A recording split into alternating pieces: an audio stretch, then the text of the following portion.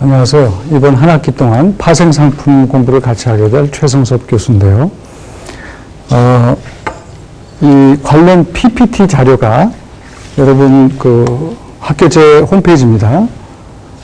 여기에 다 올라가 있습니다. 그러니까 이 PPT 자료를 다운을 받으시기 바라고요. 근데 PPT 자료가 이제 영어로 되어 있어요. 그래서 여러분들이 영어 공부도 같이 하실 생각을 좀 하시는 게 좋을 것 같은데, 뭐 여러 가지 이유가 있습니다. 영어가 또 중요하기도 하지만, 파생상품의, 우리나라 특히, 우리나라 파생상품 시장 자체가 이제 미국에 있는 파생상품을, 가져와서 심은 것이기 때문에, 그 용어들이 이제 그것을 다 번역하는 차원에서 만들어졌고, 그리고, 그 시중에 있는 그 교과서들도 실제로 다 그 미주 지역에서 활용되는 그런 파생 상품을 염두에 두고 그렇게 관련 교과서들을 뭐 사실 번역한 것들이기 때문에 여러분들이 같이 그 원어를 알 필요가 있습니다. 그 다음에 이제 제가 이제 파생 상품 관련 강의를 그동안 몇 년 동안 했었기 때문에, 한글 및, 여러 동영상 자료가 제 개인 블로그 사이트에 가면 또 있습니다. 그러니까, 한글, 심지어는 영어로 제가 이 똑같은 강의하는 자료도 지금 만들어서 올리고 있습니다. 그러니까, 그런 것서부터 또 이거를 조금 더 다른 각도에서 제가 풀어서 만든 동영상 자료도 있고, 또 관련 한글 노트 같은 것도 해서 여기 다 올렸으니까 여러분들이 참조를 꼭 하시기 바라고요. 여러분들의 시험 문제는 100% 이 PPT에 있는 자료와 제가 수업 시간에 한 내용을 잘 들으면 거기에서 문제를 풀 수 있는 내용으로 문제를 만들겠습니다. 그래서 그렇고 13장까지 강의가 끝난 다음에 이제 기말 시험이 있다는 말씀을 제가 미리 말씀을 드립니다. 그 다음에 이제 이번 학기 중에 4번의 과제물이 있게 되는데요. 이 과제물은 사이버로 다 제출을 하게 되어 있습니다. 그리고 일주일 동안 아마 제출 기한이 될 텐데 그 기간을 놓치면은 여러분들이 그 다음 주에 추가 제출을 할 수 있는 시간은 있지만 감점을 받게 돼요. 한 50% 정도 감점을 받고 그 기간도 지나버리면 여러분들이 제출을 해도 그 점수에 보탬이 안 됩니다. 그러니까 이 기간을 엄수하는 거를 조금 신경을 쓰셔야 될 것 같고요. 최종 성적은 사이버 출석 5%, 과제물 20%, 시험 75%로 합산해서 여러분 최종 학점 계산이 됩니다. 그 다음에 A 학점은 학교 룰에 의해서 전체 수강 학생의 20% 이내에서 받을 수 있도록 되어 있습니다. 이것은 생각하기에 따라서 많을 수도 있고 적을 수도 있는데요.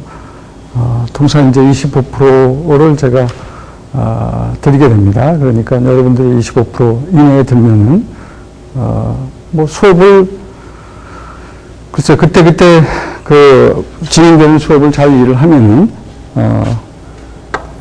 별 문제가 없을 것으로 저는 생각을 하고 있습니다. 우리가 배우게 될 주제를 간단히 이제 첫 시간이니까 조망을 해보면, 오늘은 파생 상품의 소개에 대한 일반적인 얘기를 하게 되고요. 다음 주부터는 선물 시장에 대한 얘기를 합니다. 그 다음에 선물 가격이 어떻게 결정되는지가 이제 그 다음 주고, 그 다음에 이제 이 선물 시장을 여러 가지 용도로 이제 활용을 할 수가 있습니다. 그래서 그것이 예를 들어서 헤징이라든지 또 스페큘레이션, 아비트라지 이런 등등의 목적으로 사용되는 그런 어떤 구체적인 사례 같은 것들을 우리가 살펴보도록 하겠습니다. 그 다음에는 이제 강론으로 들어가서 선물의 금리 선물, 주가지수 선물 및 통화 선물을 공부를 하게 됩니다. 그 다음에는 이제 7주차부터는 우리가 옵션에 대한 공부를 하는데, 그러면 선물 얘기만 하고 파생상품이 이제 조금 이따가 설명을 드리겠지만, 파생상품이 크게 선물, 선도, 수합, 옵션이 있습니다. 그런데 이제 수합은 여기 보시면 제일 마지막에 수합을 우리가 공부하는 시간이 있고요. 이 나머지 시간들은 이제 옵션에 대한 내용입니다. 그러니까 이게 선물이고 옵션이고 수합인데, 그러면 선도는 언제 가르치느냐? 선물과 선도는 굉장히 유사한 그런 그 파생상품이기 때문에 선물 이야기를 하면서 동시에 같이 선도, 포워드라는 계약 이야기를 하게 됩니다. 그 다음에 이제 시간이 남으면은 저희가 이제 다른 주제, 파생상품과 관련된 다른 주제, 예를 들어서 크레딧 데리버티브라 그러면 2008년도 금융위기의 주범으로 알려진 그런 여러 가지 신용 파생 상품들이 있습니다. 그런 얘기를 할 수가 있을 것 같고, 금융옵션 이런 것들은 시간이 남게 되면 공부를 해서, 보충을 하겠지만, 시험 범위는 포함을 시키지 않도록 하겠습니다. 시험은 13장까지입니다. 1장부터. 그 다음에 매 챕터마다 저희 PPT에는 학습 목표가 정해져 있고요. 이 학습 목표는 그 챕터에서 상대적으로 중요한 것들을 꼽아서 정리한 것으로 여러분들이 이해를 하시면 될 텐데, 이것에 대한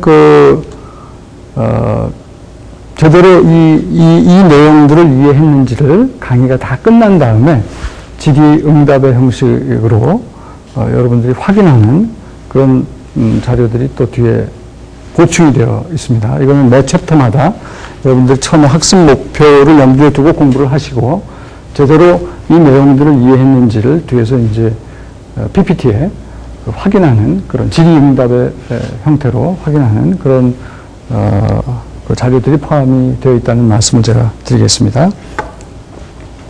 그러면은 이제 본격적으로 파생상품이란 무엇이냐? 이 derivatives가 말하자면 파생상품입니다.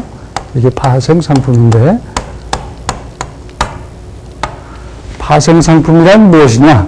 여기 이제 영어로 정의가 되어 있습니다. 파생상품이란, 이게 상품이라는 뜻이에요. 악기라는 뜻도 있습니다.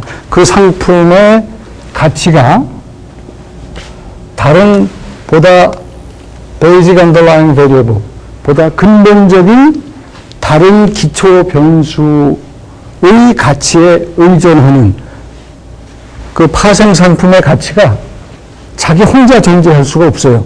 다른 보다 근본적인 무엇이 있고 그것의 가치에 의존하는 그런 상품이 파생 상품이다라는 얘기입니다.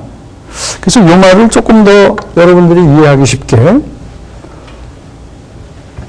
여러분이 derivative라는 그 파생 상품이라고 그랬잖아요. 이게 영어로 어원이 derived라는 말에서 나온 거예요.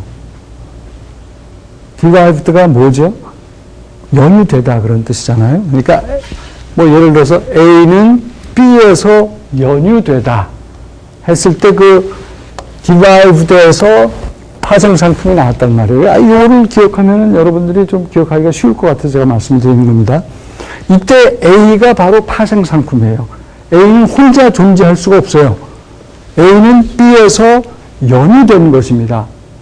연유된 상품, 자기 혼자 존재하지 못하고 다른 보다 본질적인 상품이 있어야지만 존재할 수가 있어요.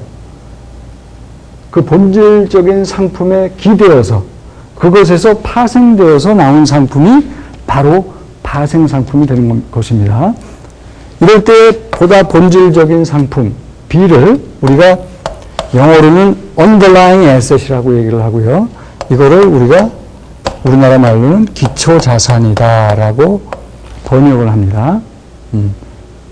그 영어 공부를 하는 이유가 그대로 번역을 한 거예요. 한국에서 그 기초자산이라는 말이 처음부터 있었던 게 아니고요.